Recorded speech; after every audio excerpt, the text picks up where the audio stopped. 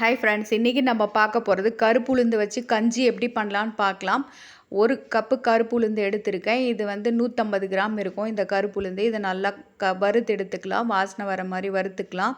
இந்த மாதிரி மிதமான தீயில வச்சு வறுத்துக்குங்க. கருப்பாக இருக்கிறதுனால உங்களுக்கு வந்து அதிகமான தீயில வச்சிங்கன்னா உங்களுக்கு தெரியாது. இந்த அளவுக்கு வாசனை வர வரைக்கும் வறுத்து எடுத்துட்டு 1/4 கப்பு பச்சரிசி எடுத்துக்கோங்க. அதே கப்பில் அதையும் வறுத்துட்டு தனியாக எடுத்துக்கலாம். இப்போ பாதாம் சேர்த்துருக்கேன்.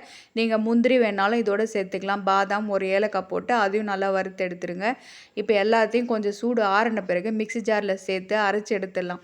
நல்லா பவுடராக அரைச்சி எடுத்துக்குங்க.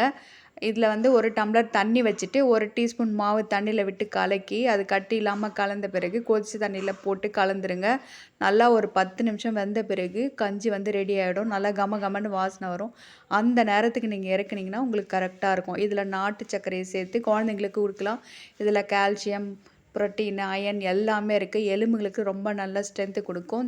சுகர் பேஷண்ட்டு பார்த்திங்கன்னா ரத்தத்தில் இருக்கிற சர்க்கரை அளவும் இது கண்ட்ரோல் பண்ணும். கருப்புளுந்து சாப்பிடும்போது இந்த மாதிரி ஒரு முறை செஞ்சு பாருங்கள். இந்த சேனல் பிடிச்சிருந்தா சப்ஸ்கிரைப் பண்ணுங்கள், லைக் பண்ணுங்கள், ஷேர் பண்ணுங்கள். அதோட பெல் ஐக்கானை கிளிக் பண்ணிங்கன்னா நான் போடுற வீடியோ உங்களுக்கு உடனுக்குடனே நோட்டிஃபிகேஷனில் வரும். தேங்க்ஸ் ஃபார் வாட்சிங்.